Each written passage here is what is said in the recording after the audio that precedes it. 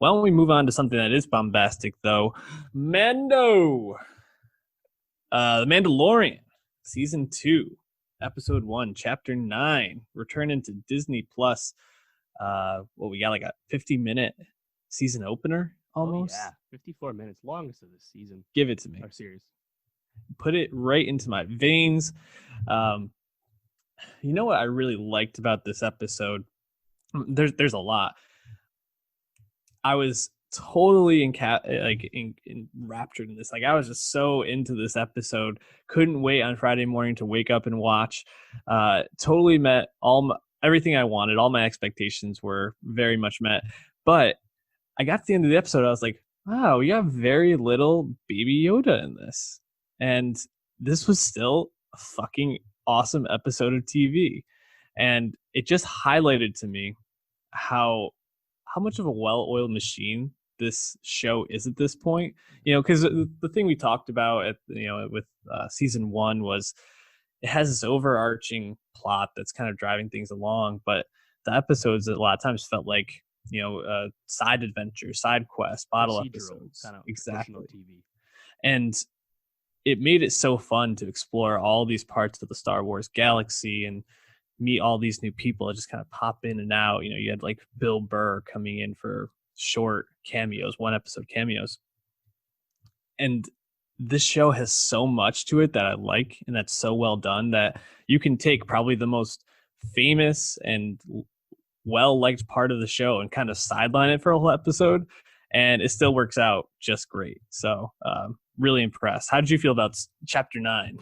Oh yeah, so I loved it as well, and I think that's a great point. That's one of the most important points that shows you that Favreau, Filoni, and friends really know what they're doing, and that's because Baby Yoda is a less is more thing.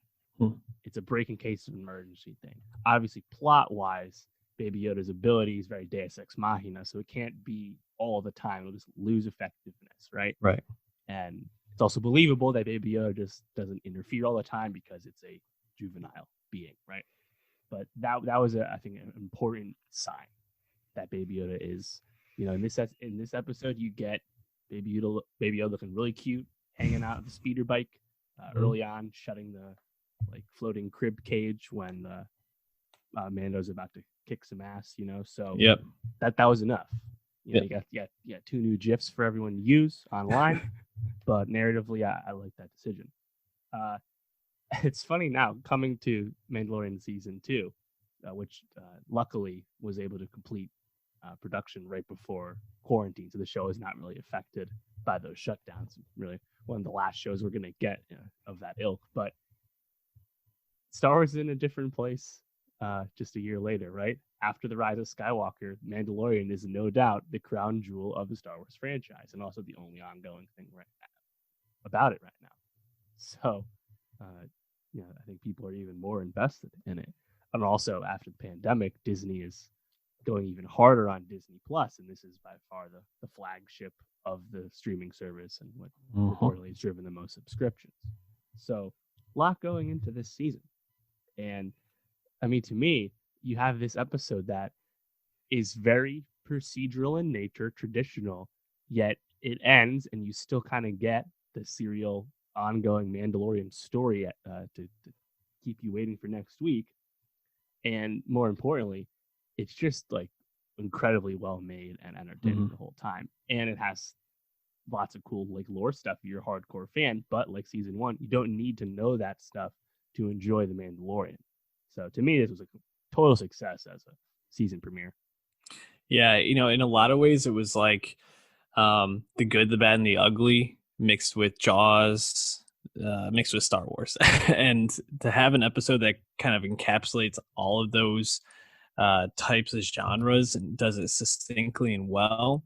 And the attention to detail, I thought, was really impressive on this, right? So one of the behind the scenes things was the sand people, right? They kind of have to come together with the people of this town to defeat this big worm, the sandworm. But they actually brought in a sign language consultant for the sand people to make sure that the made up sign language that they come up with is fairly accurate and makes sense to what someone who doesn't have hearing ability might actually do. Just like that sort of thing is so impressive to me and like so thoughtful. Just really, I think highlights how much they're putting into the show to make it inclusive and well made. Yeah, and I think the Tatooine episode in season 1 was, I think, pretty universally seen as the weakest episode of season 1, and perhaps highlight a potential flaw of the show would be just being unable to avoid the popular trappings of traditional Star Wars, namely going back to Tatooine again and again and again.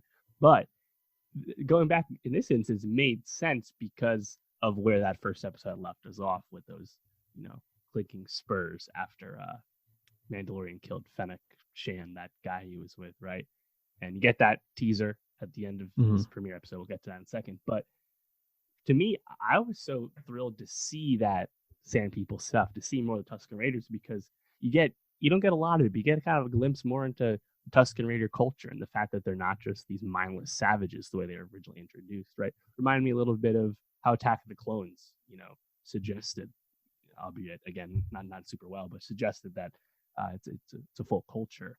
And this is something that's actually portrayed really well in the Star Wars Knights of the Old Republic video game, where there's a whole big side quest around the Tusken Raiders. And also in that game was the fact that you kill a crate dragon. And I was just blown away by the fact that they went for the crate dragon on this show. They actually did that. That was really cool. Crate dragon. That remember the Easter egg back in New Hope where you see 3PO walking on the dunes, you see the skeleton. That's what we just saw in the flesh. And it was pretty nuts. But like those little moments, right? Like you see the Sand People walking in single file as they pull up to Mos Pelgo. I was like, oh yeah, okay, I see that. Obi-Wan knew. But yeah, and then beforehand, right? Like one of them's sharpening its gaffy stick on the teeth of a bantha, so that we haven't seen before. Just little like nods to like fill stuff in. Fucking love it, man. It's awesome. It's so great how it pulls in so many parts of the Star Wars universe and does it in a way that doesn't feel forced or phony or like overdone. Like it just kind of feels natural in the storytelling. And I laughed out loud when Timothy Oliphant came in, because him playing the same role over and over is just so funny. It's kind of like I'm forgetting his name, the guy that was Ted Kennedy in Chappaquiddick. Jason Clark. Yes, Jason Clark, how he always plays a cuck. Like Timothy Oliphant only plays like a marshal / sheriff character now. Wisecracks and his character's charismatic. Yeah. And it's just handsome. Like that's like the whole role. And man, it was such a delight to like get him in this episode. It was cool to see them like interacting, and the way that the show just like pulls in these top-notch actors for an episode, a scene, and fits them in so perfectly. It's such a well-oiled machine at this point. It's really impressive. Yeah, I mean that opening scene, which I also liked, where Mando gets the information that leads him back to Tatooine. That one-eyed alien guy he talks to, gets betrayed by, and then leaves for dead. That guy was John Leguizamo, at least voiced by. It wasn't played. It's like those little touches, those little things. The guy who played the weak way bartender in Mos Pelgo on Tatooine. That was I forget his name, but a co-star with Oliphant on Justified, actually. Yeah, I mean, I think you come into Mandalorian season 2 getting more Emmy nominations for the first season I think anyone actually expected. But in general, just everyone's thinking about the show in a high regard. And like I said, there's a lot riding on the future success of the show for Disney Plus. But one thing that I was a little disappointed by going into the season was that we got some like kind of like quote spoilers in the trades and like reporting. One of those was Oliphant's presence in the show, and casting is fine, right? Like we knew Werner Herzog was cast in season 1, right. But the presence of Boba Fett's armor, or at least Oliphant wearing Mandalorian armor that wasn't his, was like known ahead of time. And that kind of like spoiler detail being kind of rapidly reported on in a mainstream way kind of let me down because people immediately pieced together, oh, he must be playing Cobb Vanth from the Aftermath novels. Like the hardcore fans kind of piece it together instantly, right? And then we got word that Tamura Morrison is returning to the show, which only can mean a handful of things, right? Of course, who played Jango Fett and Commander Cody in the prequels and is the face of all the clones. So he's what? He's either a surviving clone, which we know of some, but most likely he's Boba Fett, and Boba Fett's back. Like it was like kind of like instantaneous, and I wish that was a secret because the Baby Yoda reveal, something that was not spoiled in any way at all, was one of the best TV moments of 2019. Yeah, and Baby Yoda became like the meme of the year, right? That was something that was so closely guarded and landed in such a way and kind of just blew minds, really, because no one had really entertained the idea of something like that being in the show, especially the first episode. Something as fan servicey and kind of hyped as the confirmation of Boba Fett's survival from the Sarlacc and his continuing presence in the story in the new canon. I wish that had been protected as well. So that kind of disappointed me. But, I mean, we really have no idea where the direction of the season is going, despite more leaks and rumors about other characters showing up. So that's still good. I guess they're cutting important stuff. But, yeah, I mean, what did you think when you saw Tamura Morrison chilling with a scarred face and a gaffy stick on his back? I guess because I'm not as, you didn't recognize him. Well, no, I knew who he was at the end, but I guess because I've been intentionally trying to avoid hearing like casting stuff rumors. Like I knew he was cast, but like I kind of forgotten. So when I saw him, I was like, oh, okay. Like I remember he's supposed to be in this. I think more than anything, I was like, oh, they're gonna have to come back to Tatooine to like obviously connect with him again in some way. I'm excited to see how they're gonna tie him in, what role he's gonna play in the season moving forward. If he's going to have an issue with Mando or not. Once he obviously returns the armor to him, it's going to be an interesting dynamic. But overall, I just find myself very intrigued by all the choices that they're making. I agree, though. I do wish some of the stuff wasn't leaking out because, like you said, that Baby Yoda moment was just such a moment. And it seems like this show is going to be covered so closely now that it's going to be hard to get some of those surprises. I mean, and that Rosario Dawson may or may not be in this show as the live action debut of Ahsoka. Yeah. Very hyped thing. Katie Sackhoff might be reprising her voice work role as Bo-Katan, a notable Mandalorian character from Clone Wars and Rebels. Those things are not confirmed, but people seem to be assuming they're real. And despite that, I mean, there's still a whole lot we don't know about what they're going to do, whether those are glorified cameos, if the narrative really is going to shift. Filoni and Favreau and friends have really been saying that this is a bigger season and it's going to feel almost more like Thrones, where the lead protagonist changes episode to episode. I think that's a really cool idea because there's only a handful of people that could take turns as the lead, so it seems like more people are going to be introduced. If you look at that season trailer, there's some cool locale suggestions there, perhaps Mon Calamari. That'd be really exciting. But we still really don't know too much, so it's hard to complain all that much. But yeah, I think, in terms of demonstrating that you're going to go bigger while still sticking to exactly what you do so well, this premiere really showed that. And that was great. For you, I know you're a bit more of a bigger Star Wars fan than I am. A lot more aware of like the finer details of the universe.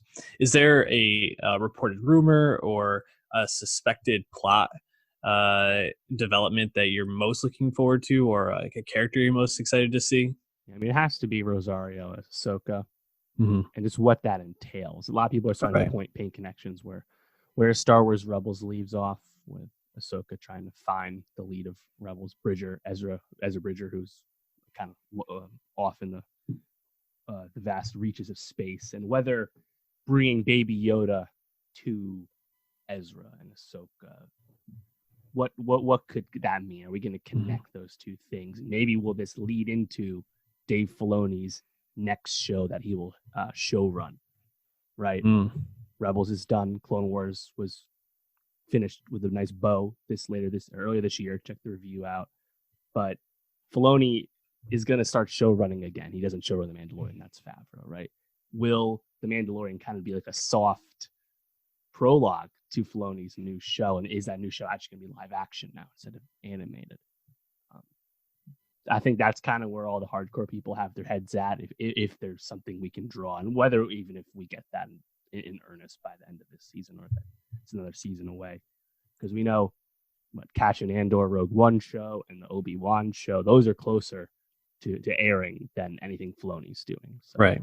probably going to be a while. But yeah, that's where I'm at. That kind of stuff.